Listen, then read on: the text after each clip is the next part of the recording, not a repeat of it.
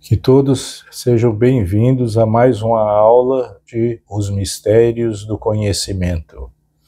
Então, nessa aula de hoje, eu quero compartilhar com vocês algo que me preocupou, porque tem algumas pessoas que estão espalhando por aí afora que Judas é um filho da perdição. Então, em virtude dessa explicação que eles estão espalhando por aí afora, que Judas é um filho da perdição, é que eu decidi preparar essa aula para vocês hoje, para explicar sobre esse assunto. Para que todos nós possamos entender sobre isso, vai ter uma lição de casa.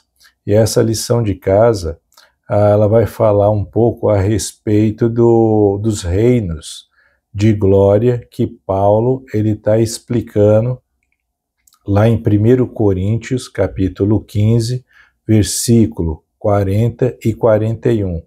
Nessa lição de casa que eu estou passando para vocês, vai ser bom vocês estudarem para vocês compreenderem melhor o que eu estou dizendo. Então, existe 3 reinos de glória.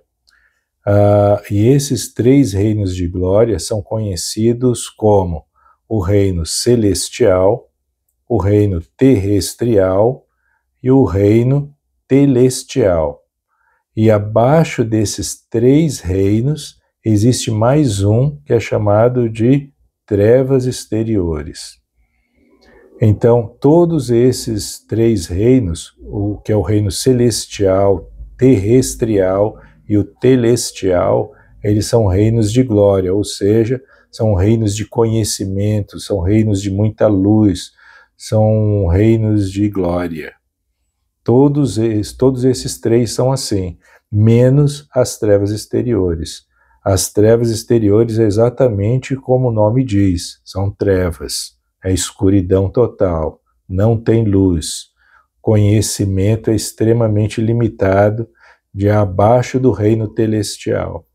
Então, só que tem pessoas que estão falando que Judas Iscariotes, ele recebeu essa pior condenação por ele ter levado o nosso Salvador Jesus Cristo à morte. Traiu o nosso Salvador Jesus Cristo com um beijo.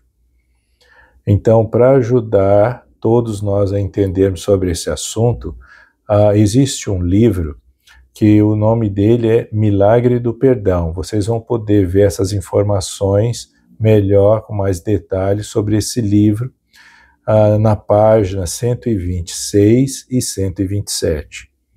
Então, na página 126, ela fala assim: a especulação quanto a quem serão especificamente os filhos da perdição é totalmente inútil.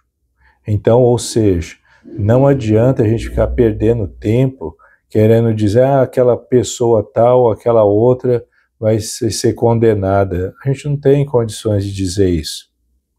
Judas, por exemplo, eles estão justificando que Judas recebeu essa condenação, mas ninguém tem essa condição de dizer isso. Porque só aquele que vai para lá que vai saber. Ninguém mais vai saber aqui nessa terra. Ninguém dá para saber.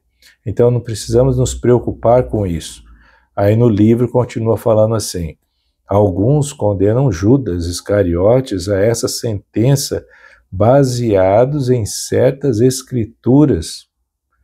E essas escrituras são João, capítulo 12, versículo 6, João, capítulo 6, versículo 70, e João, capítulo 17, versículo 12, e Atos, capítulo 1, versículo 20.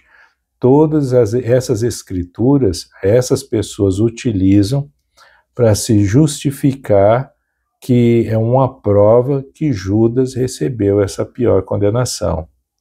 Mas eu quero deixar claro com vocês aqui que essa interpretação dessas escrituras, elas não estão corretas. Não funciona dessa forma.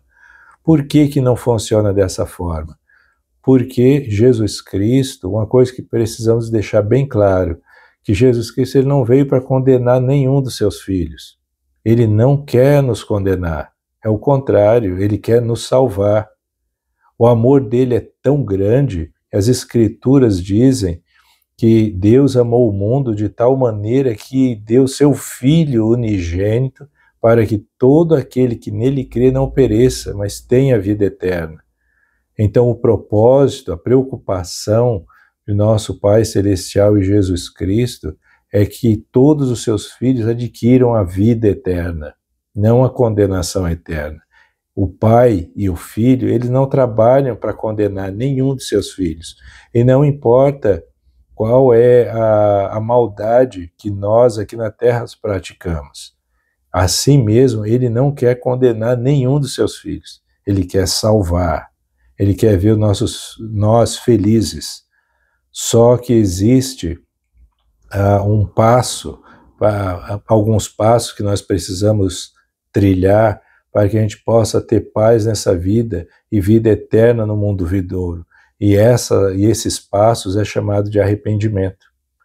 E eu expliquei sobre o arrependimento em outro vídeo anterior. Vocês podem ver lá, passo a passo, como é que funciona os passos do arrependimento. Então, lembrem bem, o nosso Salvador Jesus Cristo e o Pai dele não quer condenar nenhum dos seus filhos. E Judas, apesar do que ele fez, o Senhor ele não quer condenar ele também. Normalmente, quem faz isso é nós mesmos. Nós nos condenamos, nós nos castigamos, nós sofremos e causamos coisas na nossa vida que nos traz sofrimento. É tudo nós, não é outras pessoas, é nós mesmos que causamos tudo. Só precisamos entender isso e nos corrigirmos. Na hora que corrigirmos, aí nós vamos ter paz nessa vida e vida eterna no mundo vindouro. Só para vocês terem uma ideia da confirmação de que Judas ele não recebeu essa pior condenação, teve um presidente da igreja, que o nome dele é presidente Joseph F. Smith. Olha só o que ele ensinou. Ele falou assim: no meu raciocínio, parece evidente que nenhum dos discípulos da época da crucificação possuía luz, conhecimento e sabedoria suficiente para ser exaltado ou condenado. Então, o que ele está querendo dizer? Que nenhum dos discípulos de Jesus Cristo chegaram no ponto de obter a sua exaltação. Mesmo na época de Jesus Cristo, eles não tinham esse poder. Exaltação, o que significa exaltação? É ser digno, são pessoas dignas que cumpriram seus convênios aqui na terra, todos eles, e são dignos de habitar na presença de Deus e ser como Ele é. Isso é exaltação. E condenação é ser afastados da presença dele. Então, o que o presidente Smith está ensinando?